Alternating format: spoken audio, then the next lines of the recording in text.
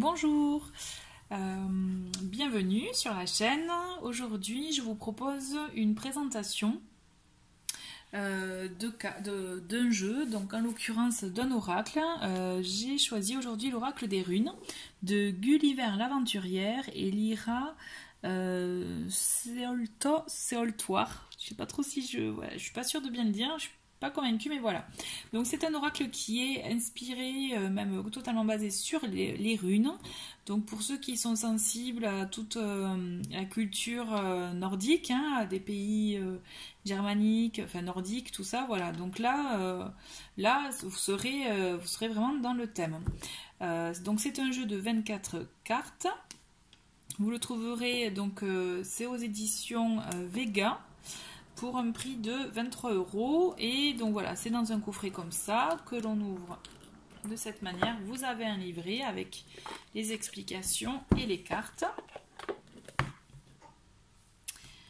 Donc le livret est assez épais,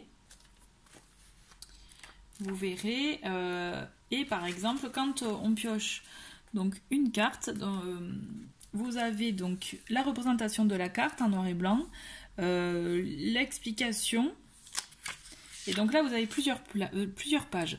Donc là il y a marqué voilà, toile de fond, donc à chaque fois c'est comme ça. Vous avez l'histoire vraiment de la rune, aussi avec le descriptif de la carte en question, voilà, et le message divinatoire. Et en renversé, vous avez la possibilité aussi, voilà, d'avoir la signification renversée de la carte. Donc les cartes sont de taille assez grande, de taille oracle. Vous avez les tranches dorées.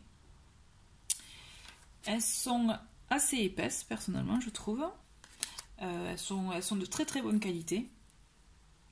Donc voici donc les dessins. Je vais vous les présenter une par une. À titre d'information, vous pouvez les utiliser pour des messages prédictifs. Ils sont, enfin en tout cas voilà, c'est en tout cas divinatoire. Voilà, c'est vraiment indiqué. Donc voici les dessins.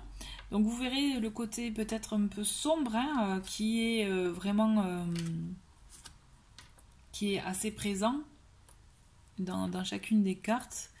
Mais quand on analyse bien les dessins, je trouve que ils sont assez intéressants. Et voilà, typiquement celui-ci, on voit que c'est un œuf, donc on peut penser voilà, que c'est peut-être le début d'un projet, d'une étape, la naissance de quelque chose. Voilà, donc là avec les yeux bandés, pareil, je trouve que quand même c'est des dessins qui sont jolis. Après bon voilà, on n'aime pas. Donc je vais pas m'amuser à donner le nom des cartes, je suis pas sûre, enfin des runes plus précisément, puisque là vous avez effectivement sur le côté droit, gauche pardon, puisque c'est à ma droite, enfin, la rune en question, et là vous avez voilà le nom. Vous retrouvez même la rune là, plus le dessin. Donc à chaque fois vous verrez, il y a un peu comme une constellation. Là on le voit aussi. Vous voyez là, vous retrouvez la rune qui est là, le nom, et pareil un peu comme s'il y avait une... Enfin en tout cas je trouve que c'est comme une constellation.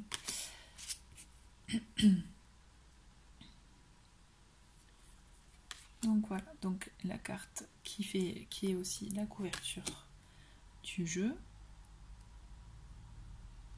Et vous retrouvez voilà aussi, vous l'avez à chaque angle, la rune en question. Donc tout le temps en rouge. Voilà.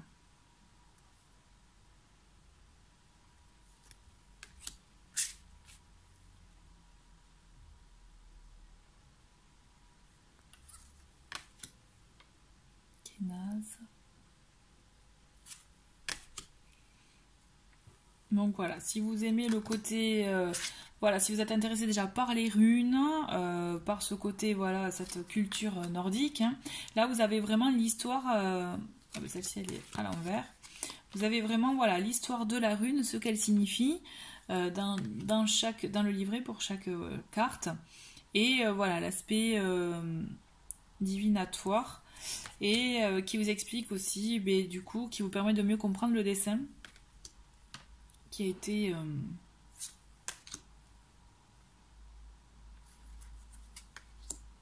fait. Voilà, quand même les dessins, enfin, sont très très jolis. Enfin voilà, il y a vraiment, là on est dans une atmosphère, voilà, et je trouve que cette recherche d'atmosphère assez sombre, assez, il peut y avoir un côté pas sorcier, mais bon voilà, ce côté-là, effectivement, je trouve que c'est assez bien réussi. Et le dos des cartes, je vous le remontre, qui est très très joli aussi. Voilà. Mais écoutez, merci d'avoir regardé cette vidéo de présentation et je vous dis à très bientôt pour d'autres vidéos. Merci, au revoir.